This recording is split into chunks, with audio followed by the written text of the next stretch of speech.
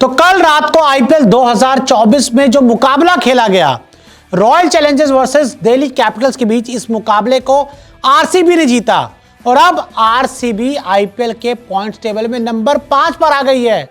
और अब जो मुकाबला खेला जाना है 18 मई को, वो होने वाला है आईपीएल 2024 का सबसे बड़ा मुकाबला और सेमीफाइनल से पहले का क्वार्टर फाइनल मुकाबला। एक तरफ होगी चेन्नई सुपर किंग्स और एक तरफ होगी रॉयल चैलेंजर्स बैंगलोर। एक तरफ होंगे महेंद्र सिंह धोनी, एक तरफ होंगे विराट कोहली। और अब जो समीकरण बन रहा है वो ये है कि भैया RCB versus Chennai super Kings 18 मई का मुकाबला ही असली क्वार्टर फाइनल होने वाला है। वो कैसे, मैं फिर आपको बताऊंगा आगे, और इनमें से कौन जीतेगा कौन हारेगा, कैसे इन दोनों में से प्लेऑफ की जो सीट मिलेगी वो भी बताऊंगा।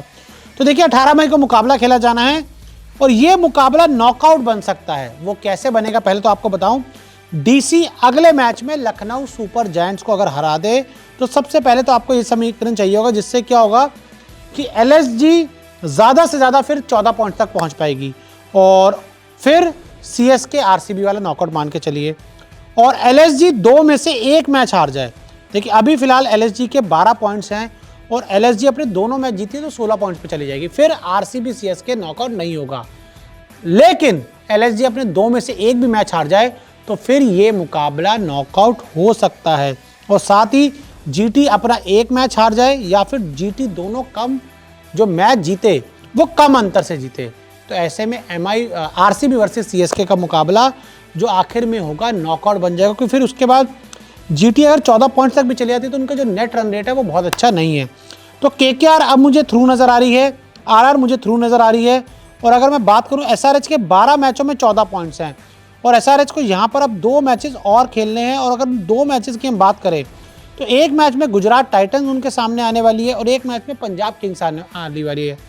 तो ऐसे में एसआरएच का 16 पॉइंट्स तक जाना ऑलमोस्ट कंफर्म नज़र आ रहा है। तो केकेआर, आरआर और एसआरएच ये 3 टीमें पॉइंट्स टेबल में पक्की हैं। और फिर जो मुकाबला होगा सीएसके और आरसीबी का, अब उसमें से कौन जाएगा प्लेऑफ में, आरसीबी कैसे जाएगी, तो मैं आपको बताऊं। आरसीबी को 18 रन से जीतना होगा। यानी कि अगर आरसीबी पहले बल्लेबाजी करती है और आरसीबी 200 रन बनाती है तो उन्हें हर हाल में चेन्नई सुपर किंग्स को 182 रन पे रोकना होगा, तब उनको 2 पॉइंट्स मिल जाएंगे और उनकी जो नेट रन रेट है वो सीएसके से बेहतर हो जाएगी। तो ऐसे में आरसीबी चली जाएगी पॉइंट्स टेबल प्लेऑफ में। साथ ही अगर आरसीबी चेस करती है तो आरसीबी को इस लक्ष्य को 18.1 ओवर में चेस करना होगा। चेन्नई सुपर किंग्स को उनको 18.1 ओवर में हराना होगा, जो भी टारगेट चेन्नई सुपर किंग्स बनाती है। तो ऐसे में आरसीबी प्लेऑफ में चली जाएगी। अब चेन्नई सुपर किंग्स ऐसे प्लेऑफ में जाएगी तो आपको बताऊं सीएसके को प्लेऑफ के लिए सिर्फ जीत चाहिए। अगर चेन्नई सुपर किंग्स मैच जीत जाती है तो डायरेक्ट प्लेऑफ में चली जाएगी, क्योंकि उनके पहले ही अगर हम पॉइंट्स की बात करें उनके 14 पॉइंट्स हो चुके हैं। उनको जीत चाहिए और उनकी अगर जीत आई तो अपने आप वो प्लेऑफ में चले जाएंगे।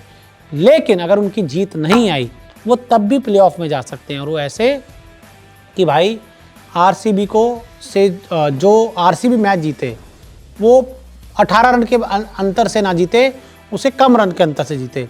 या फिर अगर चेन्नई सुपर किंग 150 भी बनाए या 200 भी बनाए तो आरसीबी उसको 18.2 ओवर में चेस करे।